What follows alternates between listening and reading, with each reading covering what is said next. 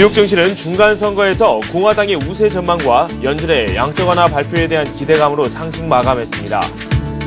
유럽 증시는 미국 연방준비제도의 2차 양적 완화에 대한 기대감과 실적 구조로 나흘째 상승세를 보였습니다. 국제유가는 예멘의 송유관 폭발 소식과 달러 약세로 급등했습니다. WTI는 1.2% 오른 배럴당 83달러 90센트를 기록했습니다. 미국 중간선거가 미국 동부 지역 시각으로 2일 오전 6시에 시작됐습니다. 월가에 대한 금융규제 완화 입장을 유지하고 있는 공화당이 하원의 다수당을 장악할 것이라는 전망입니다. 폴 울커 백악관 경제회복 자문위원회 위원장은 미국 연방준비제도의 추가 양적 완화 방안이 강력한 효과를 내기는 힘들 것이며 규모가 클 경우 인플레이션을 유발할 수 있다고 지적했습니다. 미국의 부동산 시장 침체로 압류주택이 늘어나면서 자가주택 소유자 비율도 10년 내 최저치를 기록했습니다.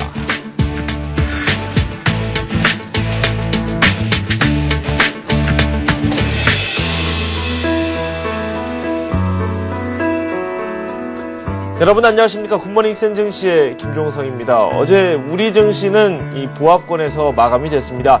미국에서 우리를 기다리고 있는 큰 대형 이벤트들에 대한 그런 관망 심리가 작용한 것으로 풀이가 되고 있는데요. 미국에서는 이 관망 심리에서 조금은 매수 쪽으로 가담을 하려는 움직임이 나오고 있습니다.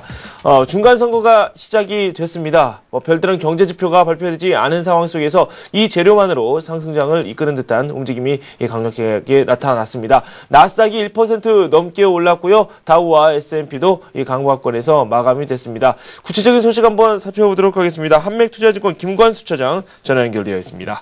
안녕하세요. 네, 안녕하십니까. 네, 미국 증시 중간 선거가 이제 시작이 됐습니다. 뚜껑을 열어봐야 알겠지만은 그래도 기대감이 조금 여전한 것 같습니다. 구체적으로 내용 한번 살펴보도록 할까요?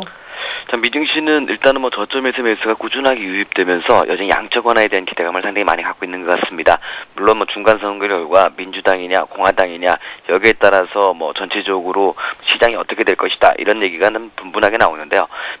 민주당이든 공화당이든 결국에는 경기와 인플레이에 대한 부분들 그리고 WD에 대한 부분들을 보지 않을 수는 없다고 보고 있습니다. 결국 경기를 계속적으로 선행시켜야 되는 것이 이 두 당의 입장이기 때문에 결국 어디가 되든 크게 시장의 영향보다는 결국 양적 완화에 대해서 시장은 반응하는 그런 모습이 아닌가라고 판단되고 있습니다. 그래서 미증시도 전체적으로 시장은 좀 혼조의 모습을 좀 보여주긴 했지만은 그래도 저점 매수가 강하고 더 11,180 여기까지 왔었기 때문에 11,200 근처까지 오는 이런 모습을 보여주고 있고요.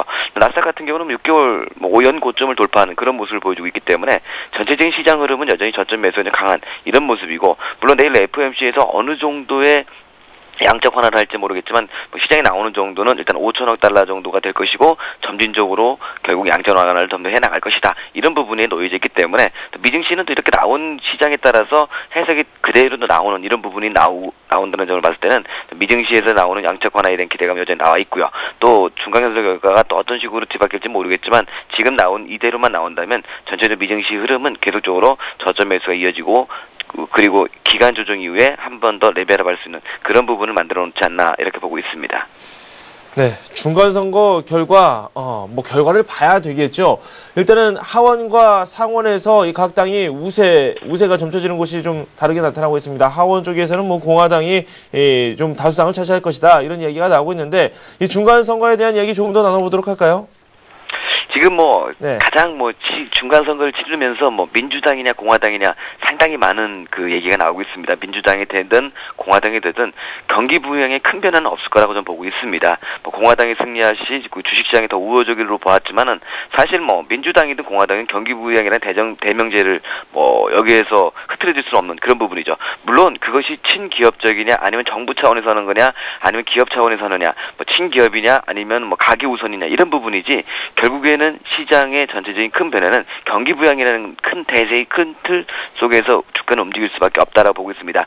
물론 공화당의 승리로 된다면은 이제까지 재정 지출을 중심으로 했던 민주당의 정책들이 좀 후퇴할 수는 있습니다. 하지만 공화당 자체가 또 친기업적이고 또 자유무역을 선호하는 그런 입장의 당이기 때문에 결국 시장이 공화당이 압도적인 승리를 했다 해서 결국 민주당이 실시하는 모든 정책들이 물거품이 되느냐 이런 건 아니라 보고 있습니다. 물론 그 강도의 조절은 좀 분명히 있을 수는 있겠지만은 결국 추가적으로 대명제가 경기 부양이고 일자리 창출하는 동일한 목표를 갖고 있습니다. 그리고 이번 유권자들이 시장에서 나타나는 그 전체적인 흐름을 보면 52% 정도 유권자가 경기에 대해서 많이 뭐 포커스를 주겠다. 그 투표의 힘이 경기제를 누가 살리겠느냐 이에 포커스를 맞추기 때문에 결국 시장은 공화당이 좀 상승세를 보여줄 수 있는 그런 모습에서 또 주가는 좀 환호한 이런 모습도 있는 패턴이기 때문에 결국 뭐 어느 당이 승리하든 결국 대명제는 같기 때문에 결국 단기적으로 크게 뭐 영향을 주면서 우리 증시도 우리도 선거를 많이 쳐다보던 뭐 민주당이든 뭐 한나라당이든 이런 부분들이 아니라 결국 그 명제가 어디에 있느냐를 보면서 결국 그 명제가 경기 부양과 일자리 창출이라면은 어떤 방식의 차이에 따라서 더딜 수는 있지만 기조의 흐름은 그대로 이어갈 수 있는 그런 부분이 아니겠나라고 저는 보고 있습니다. 네. 말씀하신 대로 각 당이 추구하는 그런 이념 자체도 좀 다르고요. 이 경제 정책 자체도 좀 다르게 나타나기 때문에 어제 주가에서도 약간 이런 부분에 좀 반영이 됐습니다. 보험주들이 그동안 좀 약세를 면치 못했다. 뭐 이런 부분이 분명히 있었는데 개혁이 좀 있을 것이다. 뭐 이런 평가가 좀 나오면서 이런 보험주들을 중심으로 해서 상승세가 좀 두드러졌거든요. 업종별 흐름도 한번 살펴보도록 할까요? 업종을 보면은 뭐 아시다시피 헬스케어주들도 상승세를 보여줬고 보험주들도 상승세를 보여줬습니다. 대신 은행성 종목들이 좀 올라가다 좀 밀리는 그런 모습을 좀 보여주긴 했는데요. 전체적으로 시장에서 보면 종목들도 결국 미 증시에서 다우가 64포인트를 보여주듯이 전체적인 큰 흐름은 없었습니다. 물론 뭐 소폭 상승한 부분들도 있겠지만은 전체적인 흐름은 없었고 좀 구체적으로 봤을 때는 뭐 필라델피아 반도체지수가 조금 상승을 좀 더 강하게 하는 그런 모습을 좀 보여주긴 했는데 이제까지 계속 약세를 보였던 필라델피아 지수가 좀 반등을 줬다는 점에 좀 의미를 줄 수는 있겠고요. 뭐 대신에 뭐 전체적인 시장에서의 종목들 업종별 동향을 이렇게 보니까 시장에서의 흐름을 이 종목이 뚜렷하게 시장을 주도했다 이런 것보다는 전체적으로 상승세의 모습을 조금씩 이어가 나가는 그런 모습을 보여준 것이 어제 미증시의 패턴이고 물론 단기적으로 보면은 뭐 보잉이라든지 뭐 인텔, JP모간, 체이스 이런 종목들은 좀 밀리긴 했지만은 뭐 굵직한 뭐 알코아라든지 엑슨모빌, 마이크로소프트 이런 종목들 전체 매수가 들어온 것을 보면은 전체적인 시장에서는 여전히 종목별보다는 결국 시장의 전체적인 흐름을 따라가는 그런 모습이 아니었나라고 보고 있습니다. 네. 그리고 양적 완화에 대한 기대감도 점차 커지고 있습니다. 뭐 내일 이후라면 뭐 본격적으로 구체적인 윤곽이 좀 드러나지 않을까라는 생각이 드는데 폴 볼커 전 연준 의장이기도 하고 지금은 백악관의 경제회복 자문위원회 의장이기도 하죠. 이분께서 좀 양적 완화책에 대해서 회의적인 그런 발언을 내놓기도 했습니다. 좀 이 규모가 클 경우에는 인플레이션이 좀 우려가 된다. 이렇게 좀 우려 섞인 이야기를 내놓기도 했는데 구체적으로 어떤 소식이죠? 뭐 아시다시피 시장에 자금이 많이 풀리게 되면은 인플레에 대한 것들을 뭐 인식하지 않을 수가 없는 것이 뭐 사실입니다. 그래서 지금 시점에서 추가적으로 그 양적 완화를 했을 경우 결국 인플레에 대해서 그 시장은 뭐 반영할 것이다 이런 부분을 하고 있는데요. 뭐 이것이 뭐 그 싱가포르 국립대학에서 가진 연설에서 나왔던 그런 부분인데 일단 좀 이런 얘기 나오는 게 좀 저는 의아스럽습니다. 왜냐하면 이 앞전에 물가지수 연동제라고 하고 어느 정도의 물가지수를 맞춰놓고 그 물가지수가 올 때까지 집중적으로 자금을 풀겠다. 그래서 어느 정도의 더블집에서 벗어나기 위해서 인플레이션을 자극하겠다라는 이런 정책이 나왔던 것이 뭐 지난달이었는데 또 이거 푼다고 해서 또 인플레이션에 대한 부분 물론 시장에 자금이 많이 풀릴 때마다 이런 뭐 인플레이션에 대한 부작용을 얘기는 하고 있지만은 이 앞전까지만 하더라도 계속적으로 물가지수 연동제를 통해서 계속적으로 자금을 풀겠다. 물가가 어느 수준까지 올라올 때까지는 집중적인 자금 집행을 해서 결국 경기를 살리겠다는 것이 이 백악관의 입장이었는데 또 여기에 보면 또 이 시장 그 자금을 푸는 것에 대한 반대 입장을 내기 때문에 물론 개인의 소리다라고 저는 보고 있고요. 결국 시장은 계속적으로 더블딥으로 가는 걸 막고 계속적으로 자금을 풀어서 양적 완화도 그런 부분이거든요. 물론 양적 완화했을 때 인플레에 대해서 어느 정도 생각하지 않은 사람은 아무도 없을 겁니다. 하지만 결국에는 시장이 아직까지는 침체에 있기 때문에 좀 더 양적 완화를 구체적으로 해서 시장에서 인플레이션에 대한 부담감도 있지만 먼저 경기를 살리겠다는 이런 부분이 크기 때문에 물론 폴 볼커 백악관 경제회복 자문위원이 했던 내용들도 시장에서는 어느 정도는 있긴 있지만은 결국 시장은 여전히 인플레이션보다는 계속적으로 경기 부양에 대한 그런 시점에 포커스를 맞춰준 것이 아닌가 이렇게 보고 있습니다. 네. 그리고 대표적인 비관론자죠. 루미니 교수가 부동산 시장에 대한 경고 메시지를 또 던졌습니다. 이번에는 그 축이 서브프라임 모기지가 아니라 프라임 모기지다. 뭐 이렇게 이야기를 했다고 하는데요. 이에 대한 소식도 한번 살펴보도록 하죠. 뭐 대표적이라고 볼 수 있죠. 닥터붐이라는 미 뉴욕대 누비 교수는 시장에서 나타나는 악재는 거의 다 쏟아내는 것 같습니다. 네. 물론 이제 뭐 시장에서 이제 서브프라임에 우리가 이제 한 번 정도 당했기 때문에 프라임 모기존에 대해서 우리가 너무 방심하는 것이 아니냐. 그래서 이렇게 시장에서 한 번 정도는 그 프라임 모기존도 한번 체크해봐라. 이런 식으로 우리가 한번 받아들이는 게 좋을 거라고 보고 있는데요. 일단은 뭐 지금 시점에서 나타나고 있는 첫 번째 그 얘기 원인은 여전히 그 주택가격 하락이 36개월째 침체를 계속적으로 보여주고 있다는 점.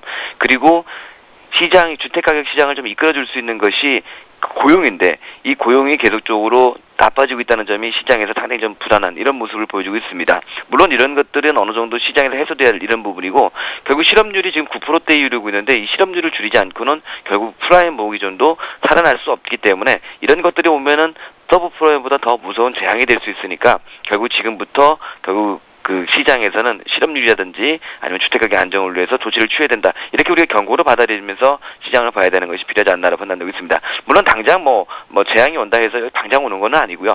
시장에서 이런 실업률이라든지 아니면 주택가격의 그 안정을 계속적으로 하지 못할 경우에는 향후 이어질 수 있는 이런 총체적인 부실이 이 앞전의 서브프라임을 다시 답습할 수 있기 때문에 이런 것들 우리가 좀 체크해 나가자. 이런 부분으로 우리가 조금 체크를 해봐야 된다라고 보고 있습니다. 네. 기업들의 실적 발표가 좀 있었습니다. 경제 지표가 뭐 큰 게 내용이 없었기 때문에 실적 내용 쪽으로도 한번 좀 살펴봐야 되지 않을까라는 생각이 드는데요. 카드사죠. 마스터카드가 3분기 실적이 개선됐다라는 소식을 발표했습니다. 향후 전망도 괜찮다라는 평가가 나오고 있는데 그만큼 소비가 늘고 있다는 뜻이겠죠?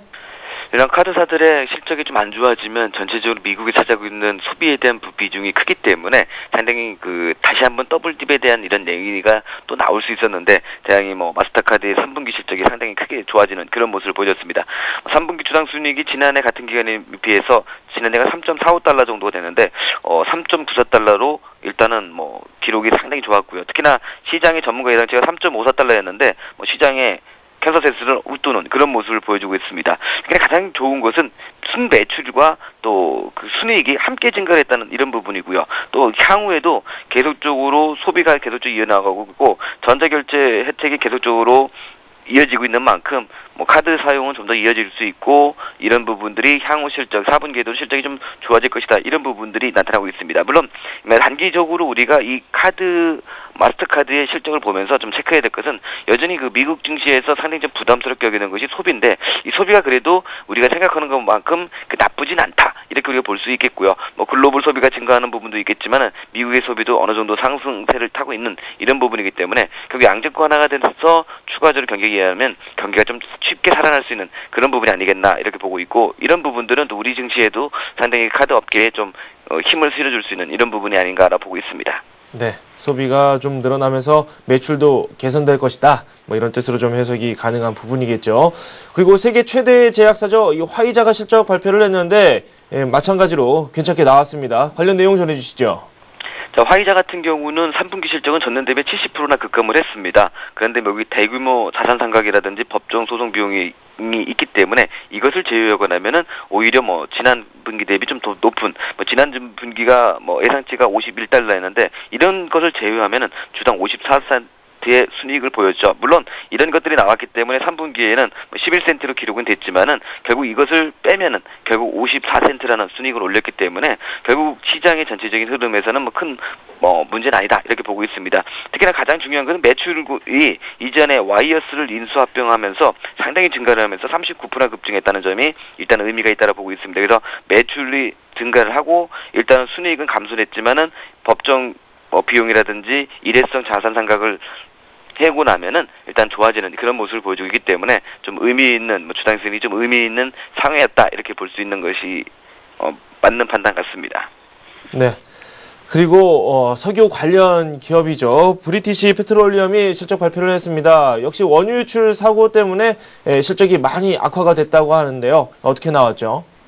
일단은 BP 하면은 이전에 그 원유 유출 사고의 대명사로 상당히 회사가 어려웠던 그런 부분이 있습니다. 그래서 원유 유출 처리 비용으로 인해서 어느 정도 비용 증가는 누구나 뭐 풀이됐던 부분이고, 가장 중요한 것은 뭐 시장에서는 3분기가 좀 흑자로 전환됐다는, 이런 원유 유출 처리 비용은 증가했지만 흑자를 보였다는 점이 상당히 좀 의미가 있는 이런 부분이 아닌가 보고 있습니다. 그래서 이제까지는 어느 정도 시장이 뭐 존폐 위기까지 놓였던 그 BP가 어느 정도 살아날 수 있는 그런 모습을 좀 보여주고 있다는 점이 좀 상당히 의미가 있지 않나 이렇게 보고 있습니다. 네. 증시에는 별다른 영향은 없었습니다만, 우리나라도 많이 살펴본 부분이 있습니다. 예멘에서 한국석유공사가 운영 중인 송유관이 폭파가 됐는데, 이 테러다, 알카에다가 또 이렇게 본인들의 소행이다, 이런 뜻을 밝혔다고 하는데, 이게 또 국제유가에 좀 악영향을 미치긴 했습니다. 어떻습니까?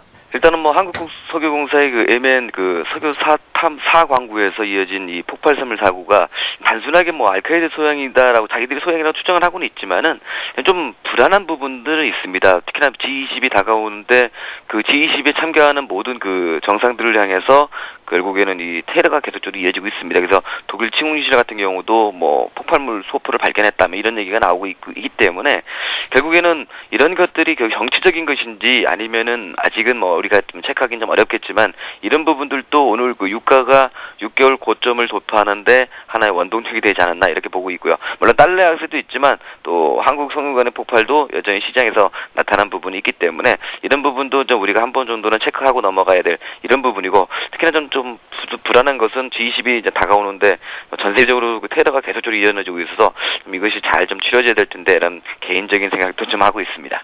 네. 이번엔 유럽 증시 마감 상황도 한번 살펴보도록 하겠습니다. 역시 미국의 양적 완화 기대감이 살아있고 기업들의 실적도 여기를 뒷받침하면서 상승장으로 마감이 됐습니다. 어떻게 마감되는지 구체적인 내용 소개해 주십시오. 뭐 영국, 프랑스, 뭐 독일 모두 다 상승세를 보여줬습니다. 역시 뭐 미국에서 이어지는 그 FOMC에서 경기 부양에 대한 2차 양적 완화, 이것이 뭐 핵심이 아니었나 이렇게 보고 있습니다. 그래서 양적 완화가 되면은 또 유럽 증시에도 상당히 좀 긍정적인 모습을 보여줄 수 있기 때문에 결국 유럽 증시도 여기에 좀 화답을 하는 이런 모습이 있고요.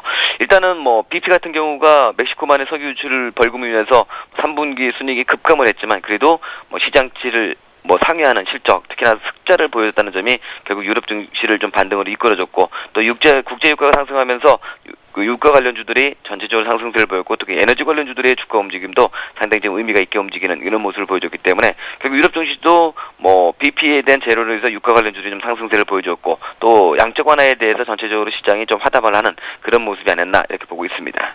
네. 저희가 구체적으로 상품 가격도 좀 살펴봐야 되겠죠. 국제유가 급등을 했다고 앞에서 설명을 좀 해주셨고요. 금값도 소폭 올랐습니다. 어떻습니까?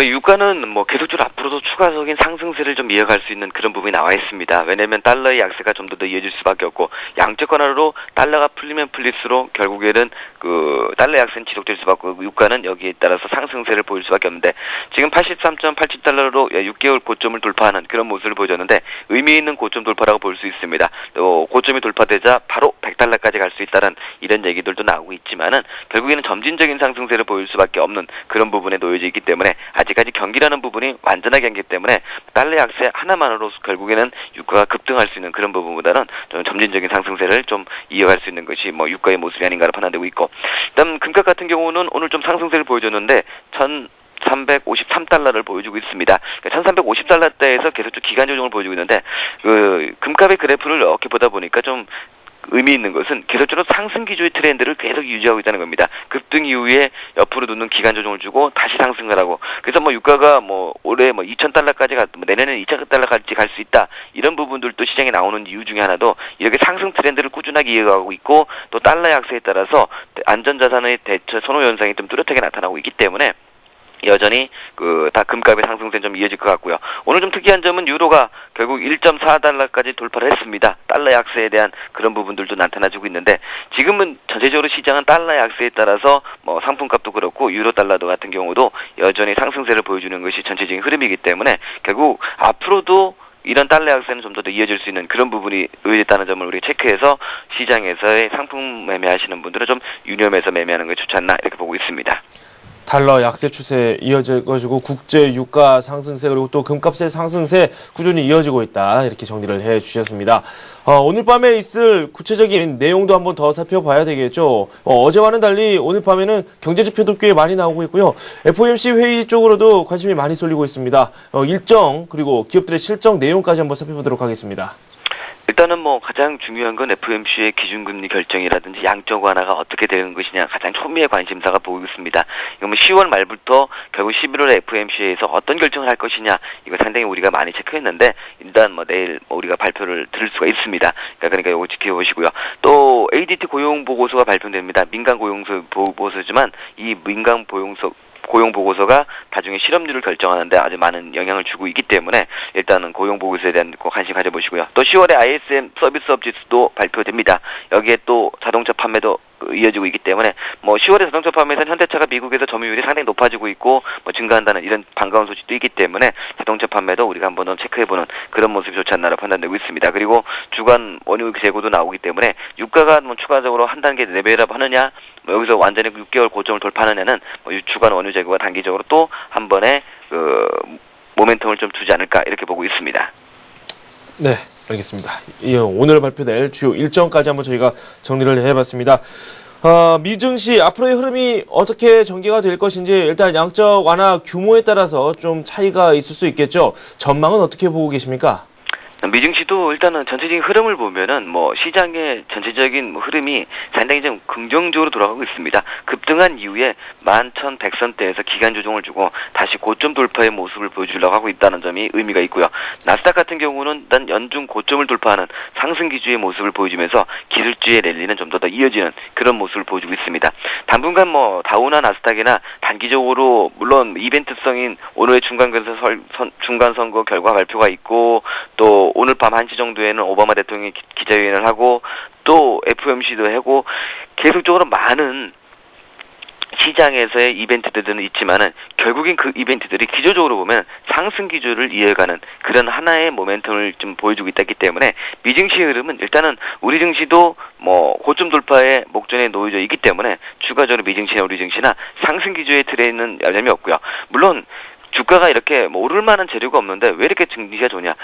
증시는 항상 불확실성에서 먹고 살고 확실성에서 항상 주가가 꽃을 피고 지는 그런 모습이기 때문에 오히려 어떻게 보면 이런 불확실성이 주가 상승세에 대한 추가적인 움직임을 좀 더 확실하게 보여줄 수 있는 그런 모습이 아닌가라고 판단되고 있습니다. 물론 경기가 좋아서 누구나 다 상승 기조를 알 때는 결국 주가에 고점이 올 때가 많이 있습니다. 아직까지는 경기가 좋다 안 좋다 나쁘다 하는 쪽도 상당히 많이 있고 루비니그스 같은 경우도 시장에서 안 좋은 얘기를 많이 내놓고 있지만은 결국 시장은 계속적으로 상승 기조의 추세를 이어가고 있다는 점, 이 점에 우리가 좀 포커스를 맞추면서 우리 증시도 미증시와 함께 추가적인 계단식 상승을 좀 더 이어갈 수 있는 그런 랠리의 모습을 좀 이어갈 수 있다. 여기에 포커스 맞추면서 현 장세에 참여해 주는 것이 필요하지 않나라 보고 있습니다. 네. 지금까지 한맥투자증권 김관수 차장과 함께 글로벌 증시 내용 자세히 살펴봤습니다. 도움 말씀 고맙습니다. 네, 감사합니다.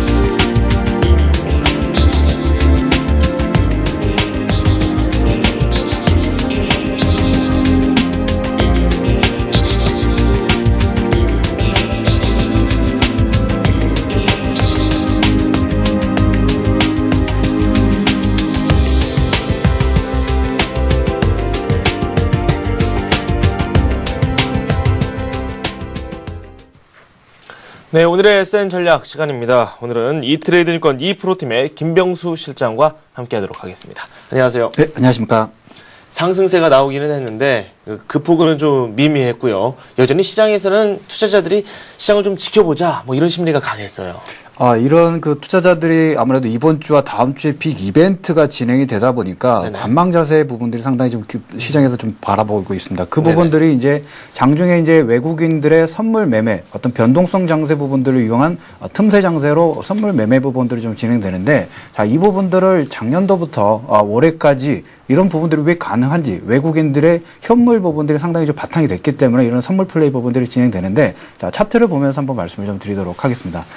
여러분이 보시다시피 현재 화면에서 보시면 외국인들의 매매 형태, 지금 종합지수 부분인데 밑에 하단 부분에 보이는 빨간색 선이 외국인들의 지분 매매 현황입니다. 그리고 파란색 선이 기관들의 매매 형태. 여러분들 모두 다 아시다시피 작년 상반기부터 외국인들은 우리나라 주식 부분들을 계속 바스켓에 물량 부분들을 모아왔던 부분들이 있고, 이러한 부분들을 기관들이 지속적으로 물량 매도를 하면서 어떤 수급 부분들에서 체인지 부분들이 상당히 좀 많이 진행이 됐습니다. 이런 부분들이 좀 진행이 되다 보니까 현물 부분들에서는 상당히 외국인들의 수중에, 외국인들의 포지션 자체에 많이 포지션이 잡혀 있는 상태고, 기관들은 어떤 방어력 자체가 상당히 좀 무기력해진 상태가 지금 진행이 되는데, 전일 외국인들과 11월 1일과 2일에 외국인들의 선물 가지고 이렇게 컨트롤하는 부분들을 장중 흐름을 보면서 말씀 좀 드리도록 하겠습니다. 네. 다음 화면은 외국인들의 선물 매매 형태인데요. 11월 1일 같은 경우에 시지를 보면서 말씀 좀 드리도록 하겠습니다. 외국인들 선물 매매 같은 경우에는 11월 1일 같은 경우 12,000계약 정도 순매수 부분들을 좀 진행되는데, 현물 부분들은 어떤 이번 주와 다음 주에 어떤 빅 이벤트 부분들을 체크를 하고 어떤 현물 부분들 추가 매수 부분 들어왔는데, 조금 전에 말씀드린 것도 작년부터 올해까지 상당히 많은 부분, 현물은 이미 포지션에 잡혀 있고, 단지 이런 수급적인 부분에서 거래량 부분들을 많이 감소시킨 것에서 선물 가지고 작은 금액 가지고 얼마든지 컨트롤할 수 있는 부분, 11월 1일 같은 경우에는 외국인들이 13,000, 그리고 전일에 좀 특징적인 부분들이 있는데, 장중에 이제 두 번째 화면을 보시면 장중에 한번 급락 파동이 좀 나왔던 적이 있습니다. 외국인들이 2,000계약 정도 순매수 부분을 진행하다가 마이너스 100계약 가까운 순매도로 진행해서 거의 2,100계약 정도를 순간적으로 시장에서 급락 파동을 만들면서 어떤 투자가들에게 어떤 혹시 또 어떤 FMC라든지 어떤 나쁜 악재가 있지 않나, 이런 어떤 불안감을 조성을 하면서 시장에서 하락 파동을 만들었지만, 종가상으로는 여전히 선물 부분들은 3,500계약, 500계약 순매수를 진행을 하면서 현물 부분들은 이미 바스켓에 담아놓은 상태에서 선물 가지고만 어떤 이번 주 내일이죠. 내일과 모레 어떤 발표가 되는 FOMC 회의를 관망을 하면서 어떤 특정 종목군들만 어떤 반등을 시키는 이런 박스권 장세, 변동성 장세 부분들을 현재 유지를 하고 있는 상태입니다. 네. 이 상황에 대해서 좀 부정적으로 보는 편이 옳을까요? 아니면 긍정적으로 보는 게 나을까요? 글쎄요, 제가 지금 보는 관점에서는 가장 중요한 부분들은, 물론 선물 같은 경우에 여러분들 선물 플레이에 따라서 장중에 급등락 폭들이 좀 커지는 변동성 장세이긴 하지만, 가장 중요한 것은 현물 포지션이라고 생각합니다. 그러면 작년부터 현재까지 지속적으로 외국인들의 수급적인 종목군에서 우리나라 종목군들을 좀 샀고, 지난주에 말씀을 드렸던 것처럼 국내의 펀더멘털을 좀 보셔야 되는데, 작년 2007년 대비 우리나라 순이익이 거의 2007년도에는 약 57조 정도 되는 금액이 올해는 약 100조 가까운 순이익 부분들이 증가된다. 이런 펀더멘털을 보시면 현물 부분, 변동성 부분들이 생길 때마다 저가 매수 부분들로 접근하셔도 된다. 단 현재 지금 종목군들 보면 어떤 외국인들의 종목 장세 부분이 상당히 좀 가파르게 진행이 되는데, 그렇죠. 올라오는 종목군들 자동차라든지 조선주, 여러분들 좀 접근하시기는 좀 부담감이 없지 않아 있습니다.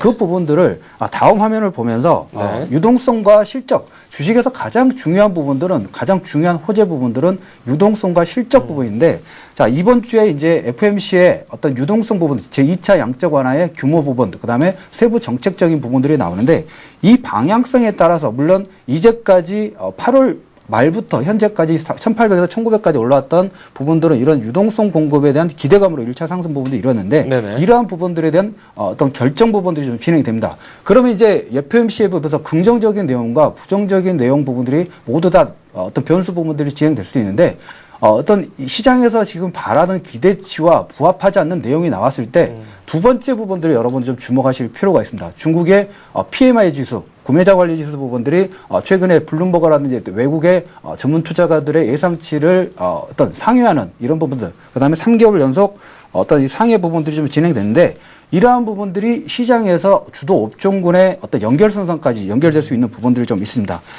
그렇다면 이러한 유동성과 실적 두 가지 내용 부분들이 여러분들이 생각하는 것처럼 긍정적인 부분으로 진행된다고 하면 네. 제 2차 레벨업 부분들이 좀 진행될 수 있는 부분들이 있겠고 네. 먼저 이제 첫 번째 유동성 부분들이 시장에서 어떤 부합되지 않는 내용이 나왔을 때 네. 자, 그렇다면 이제 주도 업종 부분들을 다음 화면을 좀 보시면서 설명을 좀 드리도록 하겠습니다. 네. 현재 화면은 역시 종합지수 화면이고요. 종합지수 화면인데 자 박스권이 지금 3개 지금 체크가 되어 있습니다. 먼저 첫 번째 화면 같은 경우에는 작년 거의 한 1년 정도 박스권 부분들을 진행이 되면서 1차 레벨업 부분들 유동성 장세에서 실적 장세 추가적인 실적 부분들에 대한 시장에서 체크하는 그런 기관이 됐다면 자 2차 부분들이 좀 중요합니다. 2차 부분들이 이번 달 8월 말부터 2차 유동성 장세가 FOMC의 추가 양적 완화에 기대감이 나오면서 2차 레벨업이 됐다면 자 마지막에 이제 보셔야 될 부분이 조금 전에 말씀을 좀 드렸던 것처럼 FOMC의 유동성 부분들이 부합되지 않느냐. 역시 부합된다고 하면 시장은 역시 긍정적인 내용. 하지만 부합되지 않고 부합되지 않고 약간 밀리는 파동들이 나온다 하면 두 번째로 보셔야 될 부분이 중국의 이제 PMI 지수, 그 다음에 향후에 경기 선행지수, 중국의 경기 선행지수가 터닝을 하느냐. 자, 이 부분이 좀 될 수 있습니다. 그렇다고 하면, 최근에 이제 급락 파동을 나왔던, 자, 이런 파동들에서 주도 업종분들이 중국 섹터입니다. 중국의 어떤 그 PMI 지수라든지 그 다음에 금리 인상, 네. 금리 인상이 진행돼도 불구하고 이런 경기 선행 지수라든지 어떤 경기의 글로벌 경기 부분들의 바닥권, 재차 반동권들이 부각이 되면서 중국 조선 섹터, 중국 관련된 섹터 부분들이 시장을 주도주로 다시 재차 상승 부분들을 이끌었다. 자, 그러면 이제 어제장도 마찬가지입니다. 이런 그 유동성 부분들이 만약에 부합되지 않는 내용들이 나온다. 지난번에 말씀을 좀 드렸던 것처럼 박스권 장세로 지금 생각을 하셔도 됩니다. 1840선에서 1920선까지의 박스권 장세. 이런 부합적 유동성 부분들이 시장에서 어떤 기대치에 부합하지 않고 하락 파동이 나올 때는 1840선 장세는 조금 전에 말씀드렸던 것처럼 중국의 PMI 지수, 그다음에 경기 선행 지수의 11월과 12월 달 터닝 부분들을 예상을 하시면서 실적 부분들에 대한 중국 모멘텀을 보시면서 이런 관련 종목군들로 접근을 하셔도 되지 않을까 이렇게 좀 말씀 좀 드리도록 하겠습니다. 네. 중국 관련 업종 쪽으로 관심을 한번 두자라고 말씀을 해주셨는데 뭐 이와 관련된 부분은 저희가 관심 종목으로 한번 구체적으로 살펴보도록 하고요. 그 이전에 어제 장에서 좀 특징적인 모습을 보였던 그 업종들에 대해서 좀 이야기를 나눠봐야 되지 않을까라는 생각이 듭니다. 역시 자동차 관련 업종 강세가 이어지고 있죠. 어제 현대차가 시총 2위까지 올라섰고 기아차 역시 시총 9위를 노리면서 상당히 좋은 흐름을 보여주고 있거든요. 이 자동차 업종 과연 담을지 말지 이 부분에 대해서 상당히 궁금해하시는 분들이 많아요. 글쎄 현재 시점에서는 그 신규 투자가라면 약간 부담감이 가는 네. 좀 지수대라고 좀 볼 수 있습니다. 슈팅 부분은 약간 5% 정도의 어떤 성장 모멘텀은 좀 있지만 네. 이러한 부분들이 상당히 최근에 너무 가파르게 올라왔기 때문에 어떤 좀 매매 부분들이 빠른 투자가라면 한번 접근할 수 있겠지만 좀 일반 투자가들은 좀 접근하기 좀 힘드시겠다. 네. 이런 현대차의 재상승 부분들은 물론 조선이 아니라 중국 모멘텀 부분, 경기 민감주의이기 때문에 중국 네. 모멘텀 부분이 가장 크게 좀 부각되는 부분이 있겠고 부수적으로 여러분들이 보셔야 될 부분이 이번 달에 GM이 재상장이 됩니다. 네. 글로벌 자동차 메이크업 GM의 재상장 부분들은 현대차의 이제까지 마켓 부분들에 대한 급증에 대한 재차 밸류에이션 부분들에 대한 재상승으로 좀 보셔야 될 부분들이 네네. 있기 때문에 네. 이런 GM 재상장에 관련된 어떤 프리미엄 부분들이 어떤 시장에서 미리 선반영들이 상당히 좀 많이 진행됐다 이렇게 좀 볼 수가 있겠고 네. 조선 자동차 화학이 현재 주도주 섹터입니다. 그렇지만 현재 어떤 저가 부분들에서는 좀 눌림목이 나오면 여러분이 접근하시겠지만 현재 지금 상태에서는 좀 어떤 따라가시는 전략 부분들은 이격 부분들이 좀 상당히 좀 벌어진 상태이기 때문에 그 외의 종목군들에도 좀 더 길목지키 부분들을 접근하시는 게 좀 편안하신 매매 부분들은 더 낫지 않을까 이렇게 좀 말씀을 좀 드리겠고요. 네. 자 지금 이제 보셔야 될 부분이 이제 지수가 다시 1920선을 돌파를 하느냐 자, 이 부분이 상당히 좀 중요한 부분입니다. 그렇다고 하면 IT 섹터 부분은 여전히 좀 관심권입니다. 그런데 이제 IT 섹터 외국인들이 그 한 달 사이에 좀 상당히 하이닉스 같은 경우는 매수 부분들을 많이 유입이 됐는데 더불어서 개인들이 상당히 많은 부분들을 신용 부분들을 접근을 하면서 좀 접근을 하고 있습니다. 그렇기 때문에 바로 올라가는 흐름보다 한번 이런 개인들의 신용 물량 부분들이 어느 정도 정리가 되는 그런 다음에 할 수 있기 때문에 현재 상태에서는 많은 부분들을 투자를 하지 마시고 네. 저가로 조금씩 모아가는 전략 부분들이 좀 가능하려 보겠고요. 네. 다음에 이제 그 1920선이 뒤차 2차 돌파되면 이제 금융 섹터 부분도 한번 보셔야 될 필요가 있다고 봅니다. 특히 네. 이제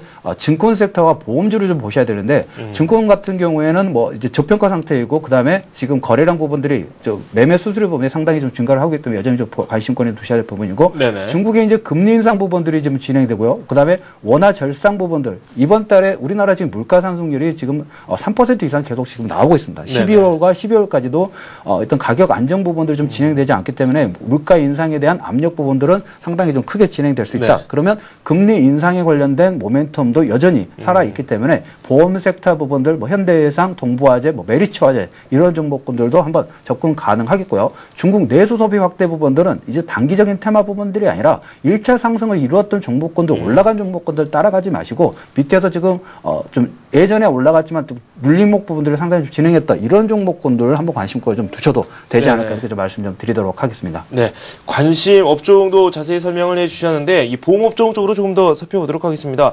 뭐 인도, 호주 기준금리 인상을 또 단행을 했고 뭐 그에 따라서 뭐 물론 그 이전에 중국도 금리 인상을 하면서 금리 인상에 대한 기대감이 점차 높아지고 있다 이렇게 말씀을 해주셨어요. 보험업종 쪽으로 이제 슬슬 관심을 돌릴 때가 된 것 같은데 실제로 주가 자체가 조금 많이 움직이지 않았던 그런 보험주들도 분명히 있거든요. 뭐 삼성생명이라든지 몇몇 종목 같은 경우는 계속해서 지금 우하향하는 그런 움직임을 보여주고 있고요. 지금 이 시점에서 담는 게 과연 옳은지 그에 대한 논의가 좀 필요하지 않을까라는 생각이 들어요. 그래서 물론 이제 그 보험 생명보험에서도 보면 삼성생명 같은 경우는 지금 뭐 10만 원 하단 10만 원 초반대까지 지금 하락 파동들이 진행되는데 다른 네. 뭐 현대해상이나 동부화재 이런 보험 섹터 자동차 보험에 좀 더 많은 부분들을 가지고 있는 종목군들을 먼저 움직이는 좀 부분들이 좀 있습니다. 네네. 삼성생명 같은 경우는 다른 종목군들에 비해서 약간 비탄력적으로 좀 움직이는 부분들이 있는데 지금 이 가격대 부분들 10만 원 정도가 상당히 좀 의미 있는 가격대라고 지금 보고 있습니다. 10만 네. 1,000원 정도이기 때문에 지난번에 이제 공모가 부분들 하단과 상단 부분이 9만 원과 11만 원 정도로 형성됐던 부분들이 좀 있습니다. 그러면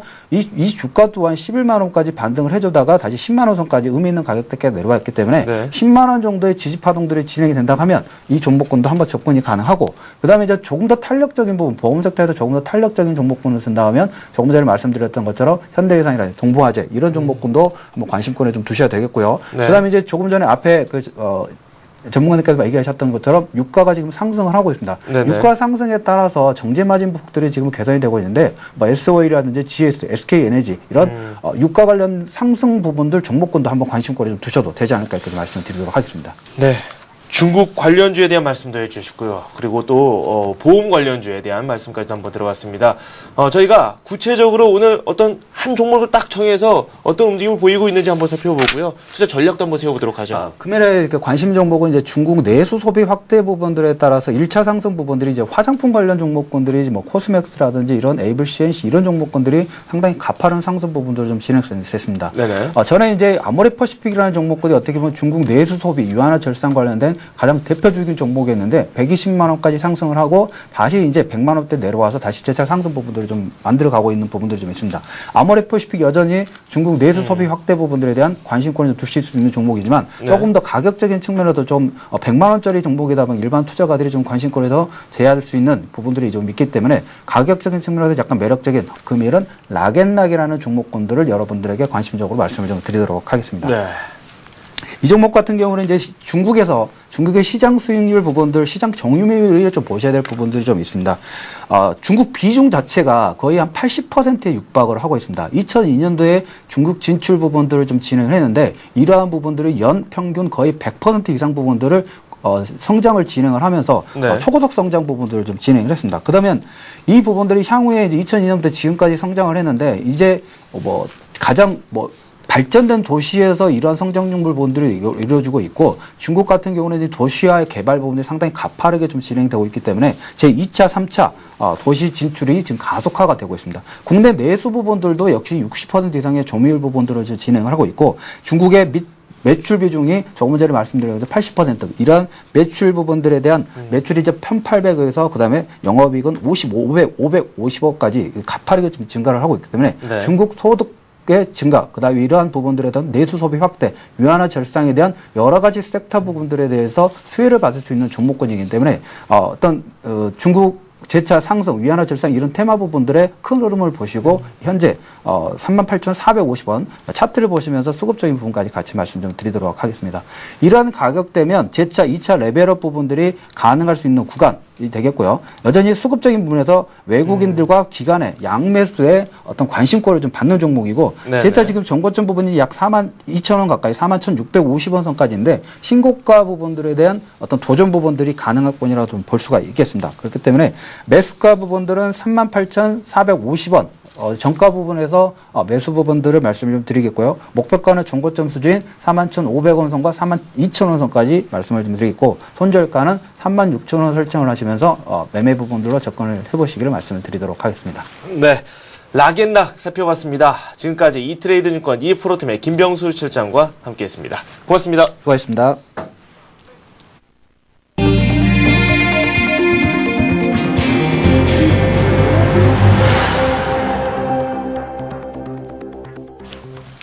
네, 오늘의 이슈는 서울경제신문의 김용필 기자와 함께 한번 알아보도록 하겠습니다. 안녕하세요. 네, 안녕하세요. 네, 시중에서 이 예금 쪽으로 좀 자금이 많이 몰리고 있다. 어떻게 보면 은행으로 자금이 몰리는 게 당연할 수도 있지만 금리 자체가 좀 저금리 기조가 계속해서 유지되고 있기 때문에 이런 현상 좀 의아한 부분이 있다. 이런 이야기가 나오고 있어요. 네, 맞습니다. 돈이 갈 길을 잃고 있습니다. 네. 식물 기준금리라고 하죠. 연 2.25% 몇 개월째 묶여 있는 기준금리와 외국인 자금 속에서 만들어진 장기 저금리 속에서 돈이 뚜렷한 방향성을 찾지 못하고 있는 것인데요.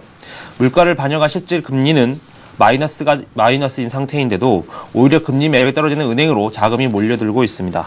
네. 그것도 단기 정기 예금으로 달려가는 비틀린 흐름이 이어지고 있는데요.